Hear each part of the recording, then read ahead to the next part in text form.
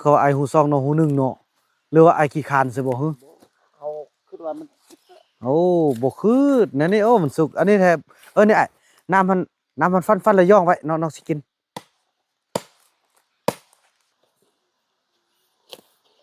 อีเทิงก็ทำงานลูกก็ทำงาน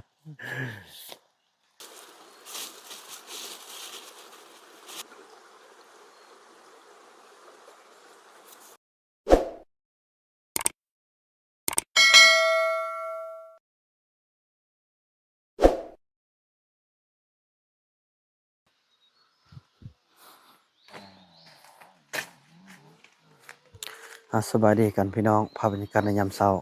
ในการใช้ชีวิตอยู่ในป่านั่นนี่แหละเห็นบ่มันแฮมขึ้นนั่นนี่แหละสุกบัดนี้เมื่อวานตามรุ่นโอ้ยออกตรงเลยเบิ่งจนมันอันแม่เบิ่งจนมันแบบนี้นี่แหละโอ้โถ ตรง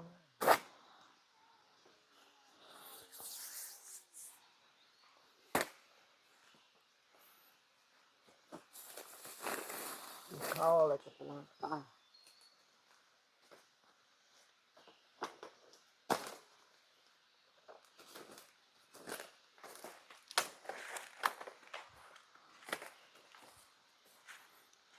อันนี้มันจึงสุกเมื่อวานอ้ายมันขึ้นเนี่ยเห็นบ่มันแฮมจำปลายแล้วเห็นบ่อันนี้บ่เที่ยงจักบาทแหละคันบ่สุกเลยก็ยอมเลยบัดนี้ คันบ่สุกเลยยอมเลยเขาไอหูซองเนาะหูหนึ่งเนาะหรือว่าไอขี้คานใช่บ่ฮึเขาคิดว่ามันโอ้บ่คือนั่นนี่มันสุกอันนี้แทบนี่ไอ้น้ำมันฟันแล้วย่องไว้น้องสิกิน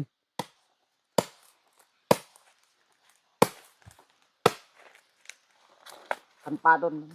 เมื่อวานมันอ้ายออกหรอกบ่ถ้าปลาดนนะเบิ่งแต่อันนี้นะคันว่ามัน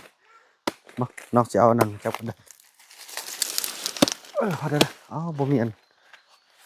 โอเคนี่น้องเห็นเนาะเอาไว้กินน้ำนี่ สุกเนาะ สุกว่าเนาะ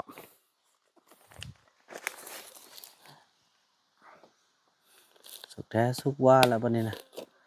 บ่สุกข้อยก็ยอมนำแหละทำงาน2ระบบพุ่นน่ะอีเทิงก็ทำงาน ลูกก็ทำงาน เอาเขากับไอ้แม่กันเขาเออ นะ สิเก่งสำใดเนาะสุกบ่วันนี้นี่ บ่เมื่อวานเขาจี้ว่าเข้ามาไปต้นเนื้อ บ่แม่นเจ้า1บ่อนมันบ่ทันขึ้นได้เบิ่งซี่ใหม่หั่นมันกลับไปต้นได้ อืม เข้าเนี่ยอยากแข้งนิดนึงเข้าปอดนี่อยากแข้งนิดนึงเท้าหนึ่งหวดเลย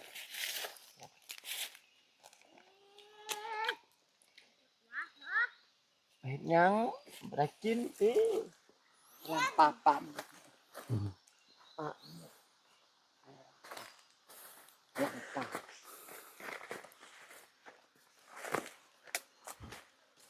อืมอ้าวย่านอ้าวจอมลุกบ่ลุกนึงล้างหน้าล้างตาลูกน้ำเหนื่อยก็นี่ นี่ไปล้างปลา ปู่บ่เอาจักตู้เลยเนาะปู่บ่ไหวปู่เอาจักสองสามตู้ แม่ตุ๊กแม่เป็นบ่เอา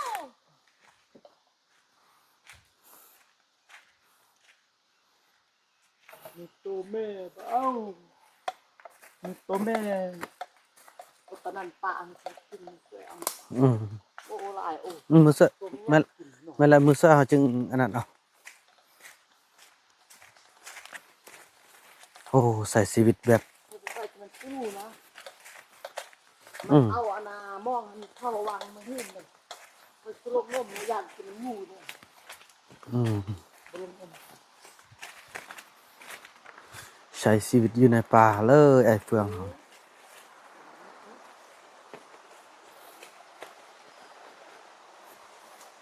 นี่ใส่ปลา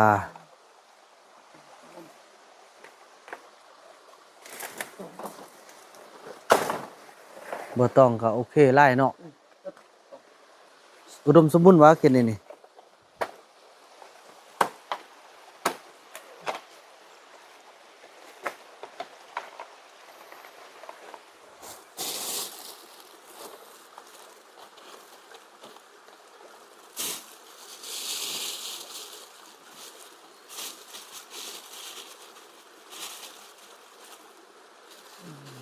เละอีกนะนิ่มหมดแล้วคือทำบะใส่ใส่ขึ้น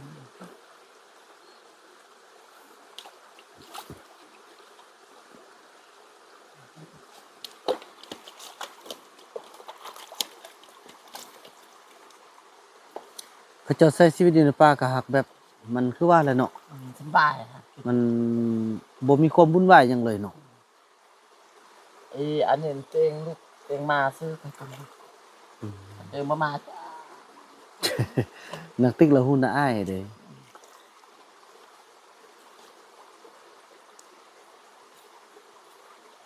ป่ากังป่านี่โอ้พี่น้องอุดมสมบูรณ์เนาะของอยู่ของกินนี่ยอมรับเลย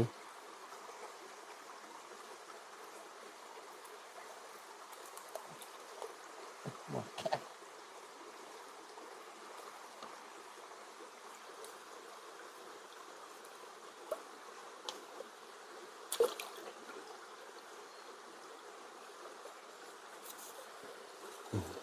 เขาอยู่แบบอยู่ในนี้หากินก็ง่ายหมด แม่นน่ะ ปูคือกบม่วงเป็นสาวมาบ้างไม่ได้ นั่นแหละ มันอยู่แคมป์น้ำนี่มันจึงมีอาหารการกินนะ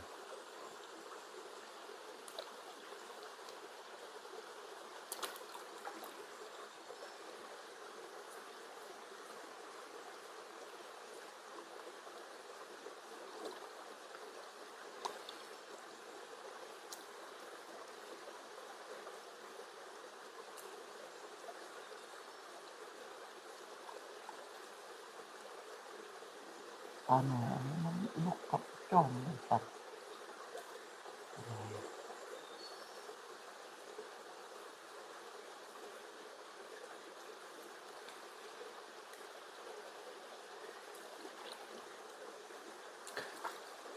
หลังจากเขาไปมารอบ2เราคันเขาเอายาออกไปส่งหมดเนาะเราส่วนเขาไปอยู่ลุ่มพุ่นเจ้าเห็นแล้วบ่เดินลุ่มน่ะบ่ฮอดเด้อ เมื่อวานนี้ครับ ป้าต้องฮอดแหละเจ้า จ้าวัดบวกมันมีหน่อยนึง บ่ฮ้อยเยอะนี่แหละอยู่แคมป์ฮ้อยเยอะเขานี่แหละป้าเป็นเดินมุงกวางได้เจ้า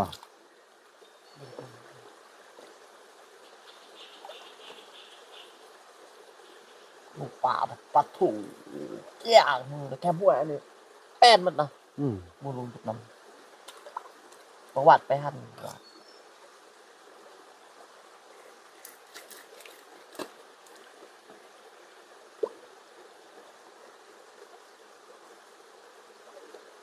มันนั้นลองออกที่นี่ละทาง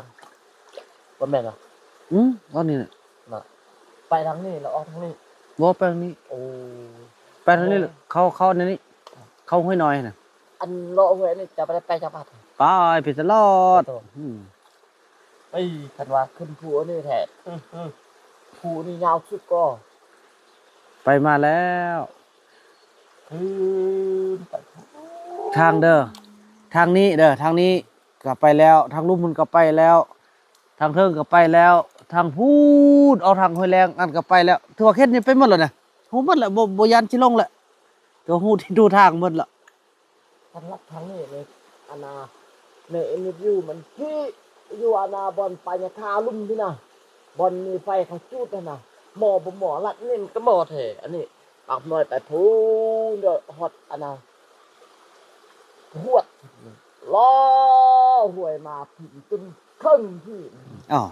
มันก็เลยนี่ไปนี่ฮอดหันก็เลยมีลองหันแล้วก็ไต่ลองขึ้นแล้วก็ข้ามลงพวกนั้นเลยนะ มัน ก็เลย พาไปครับ โอ้ย ปัดนี่ครับปัดนี่เขานี่ไปพุ่นออกนะแวนเนาะ อืม ขอถามมันหน่อย พระเจ้าก็สู้ขนาดนั้น ไอ้พ่นละ พี่น้องเอ้ย อยู่ปู่นะอันบักนุ่นอยู่กับพ่อมันอยู่ปู่ปัญญาคา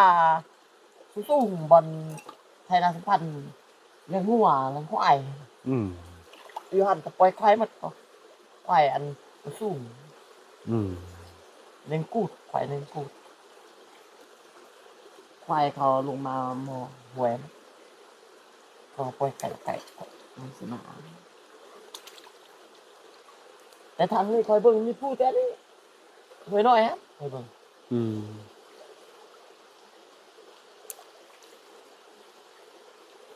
ทางนี้แท้หลายเลยไอ้สันพวนถึงสุดผู้ปัญญาคาร ผู้นี่ค่อยเคยขึ้นซ่องเทื่อไปกับซ่องเทื่อไปมักแต่งสุดหนึงไปนั่นสุดหนึงซ่องเทื่อ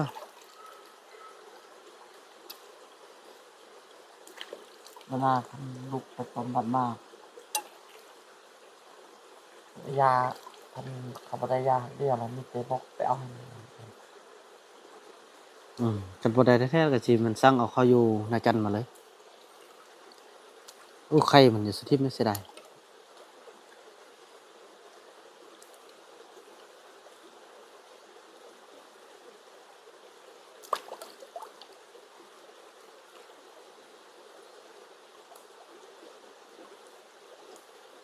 อันนั้นซื้อมามันซื้อยาเหลืองเดิมปักเป็น อืม อันนั้นซื้อเอามา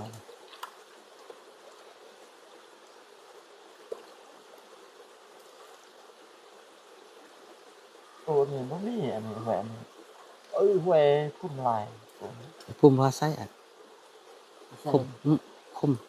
คมแซ่บดีกว่า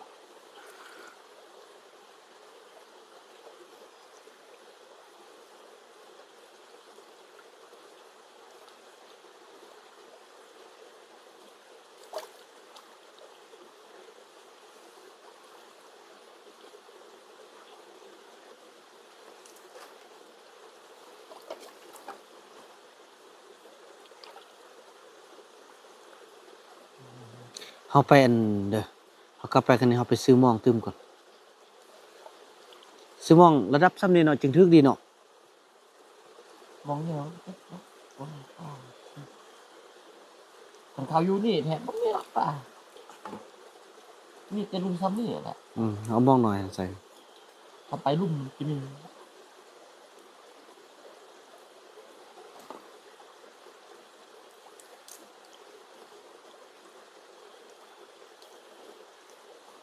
ตัวหน่อยบ่ทันใส่ละ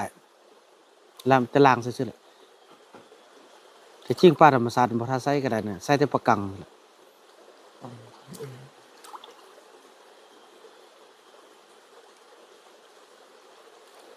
โอ้พี่น้องเอ้ยอยู่แบบธรรมศาสตร์สุดยอดอีหลีพี่น้องเอ้ยแหมธรรมศาสตร์นี่โอ้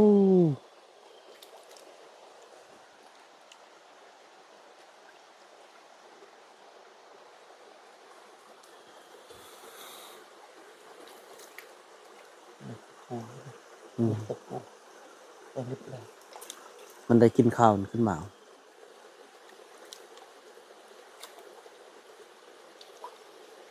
อ๋อ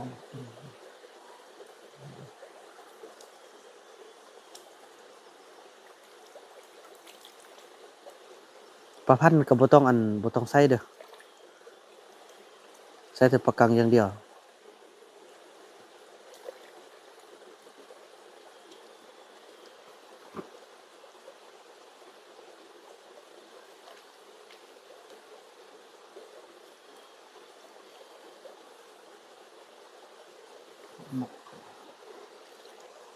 โอเค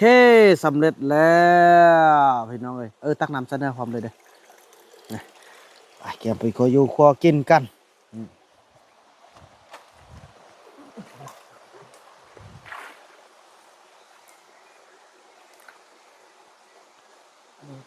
เมื่อวานยักจังไม่น่าหวาน อืม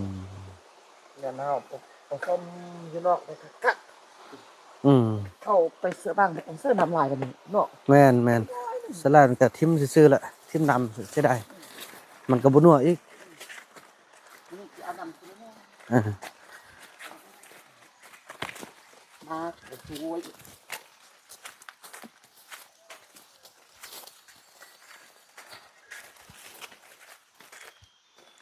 นะวันนี้เริ่มเขาถือว่าสำเร็จเข็นได้บ่มีมาเนาะคันมีมานี่แล้วมันระวังขนาดเนาะฮะพี่น้องเอ้ยเนาะถือว่าจังซั่นแหละถือว่าคลิปนี้ภาพบรรยากาศนี้ก็จะได้อนุญาตจบคลิปกันเพียงส่ำนี้ก่อนเนาะพบกันใหม่ในคลิปต่อไปพี่น้องคลิปนี้บ่าวนำขอกล่าวคำว่าสบายดี